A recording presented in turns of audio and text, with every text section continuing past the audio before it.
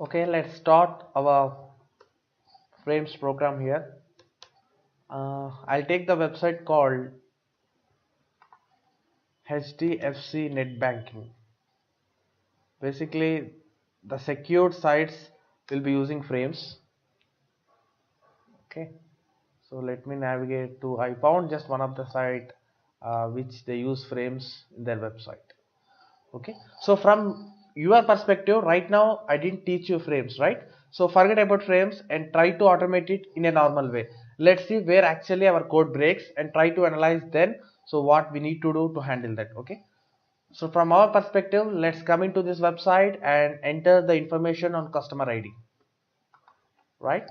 So I'll use Firefox for that, and you are pretty clear with the stuff how we need to launch the browser from my previous sessions, right? So sorry, and driver dot get. Let's navigate to this site.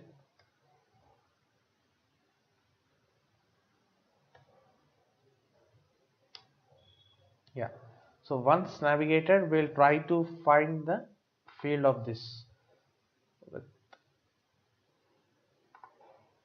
Okay, this time we go with CSS. So we have done most of the examples with XPath locator. This time we will do with CSS. Yeah. Okay, let's write our customized CSS rather than directly copying it from file path. So driver dot find element with CSS selector. Yeah. So input tag name. Remember syntax which we have discussed in previous sections. Tag name open bracket attribute equals to the value of attribute. So class is input password. Fine, let's close it and we'll enter send keys because this is an edit box. Let's try to enter some random numbers, 1000. Cool. And also we just take the page source. Okay, let me just do a basic script. So this is the very basic script and which we can do it easily. Let's run and see what's happening now. So in general this should work fine. So assume that you are not aware of frames on the site which you are developing and you have just wrote 3 steps saying to enter something in send keys and you are making sure it's working fine. So site got opened and yeah, you can see that it got failed. We have given everything in a proper format but still it's failing.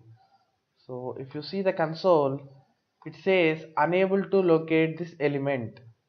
Actually this element is present as per our location what we have identified here. This element is present here. Now take this, if you want to cross check, copy this, paste it here and click on enter. You can see something is getting highlighted. That means, see that the box is getting highlighted.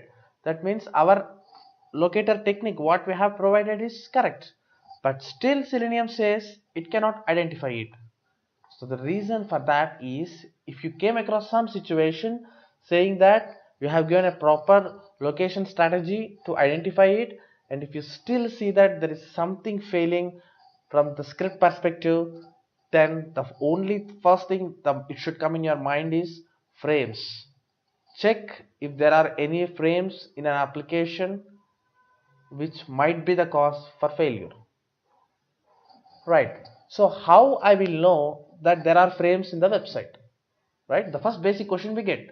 So as a tester, as an automation tester, we are not aware of the frames and whatever it is, the developer logics, developer concepts, we are not aware.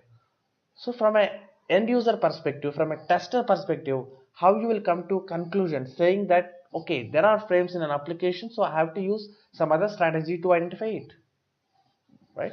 So let's see now. So I'll tell you one trick to just identify to whether they have frames or not.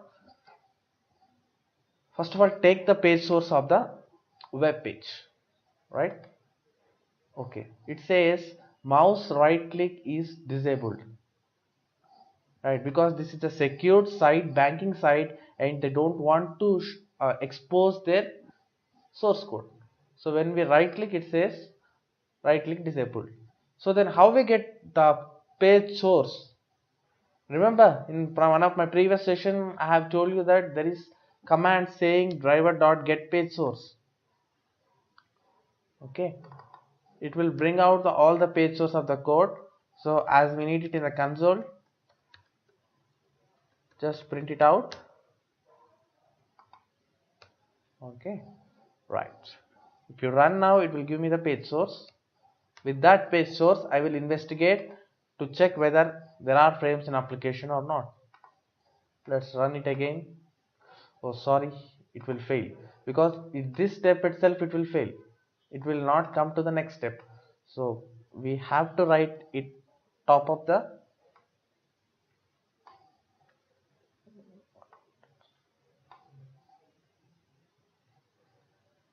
okay. Let me comment out this. Cool.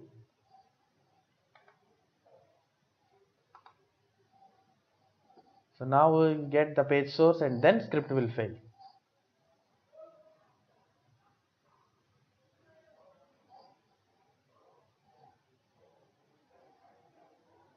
As I said earlier, this is the most famous interview question asked in everywhere. So you just carefully get this concept.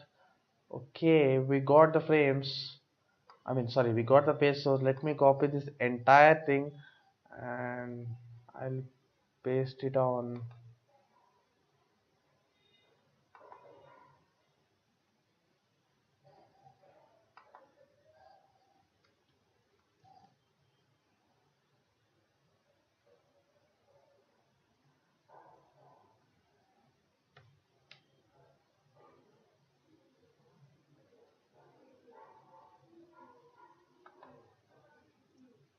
Did we get it here?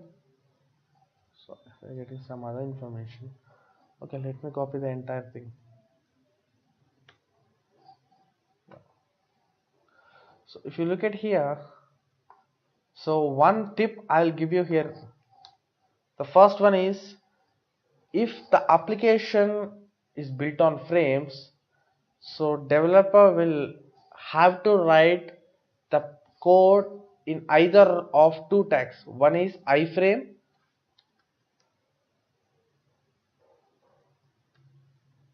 or frame set. So developer uses any one of these two tags to write the code of frames, and he will embed into these tags. Okay, so if you find any of these tags in the source code, that means you can come to a basic conclusion saying that there is something in the code which is on frames. Okay, so this is kind of checkpoint. So based upon these two tags, you can confirm about the visibility of those frames in application. For example, I'll take this iframe. I'll take this frame set, Control C, and I'll try to find it here, clicking Control F. See that you have something here in frame set. This is the code in frame set. So how many tags we have here? 1, 2, and these are two closing tags. So that means there are two frames in an application. You can just come to a basic conclusion from this. Given either iframe or frame set, one of two will be used. So check with both, and here in this website they have used frame set. So Control F, frame set, and click on enter to make sure. So how many frames are there? So we have found totally two tags here, frame set 1 and frame set 2. So that means there are two frames in an application, and most probably the element what I am looking for might be on one of those frames, and that's the reason our script failed. Okay, that's the basic criteria what we have achieved. So let's see now. So how to handle then if that isn't frames? Let's go back and try to identify that. If web application have iframe as tag name, then definitely he will be providing id attribute for that. For example, if you come here, it says frame set calls equals to something like that, right? If it is an iframe, the information will be like this: iframe id equals to some random numbers. This is the way how the people will develop this. So we can grab this id of this frame, okay, and now here what we have tried to enter something in a login page and it got failed, right? This is the login section, it got failed. Make sure check in what frame the login is there. This is the first frame set, and this is cookie HTML, something like that. This is the second frame set, and here you can identify something called rs login.html, right? That means login HTML web document is embedded in the second frame. Got it? So you can say that the box what I am checking for is in the second frame. See, I'll come back to this step. If there is an iframe, he will definitely give the ID of this, right? If that is a frame set, people generally don't give any IDs. So why this IDs is to find this frame uniquely, because for Selenium we need to tell how to identify that frame.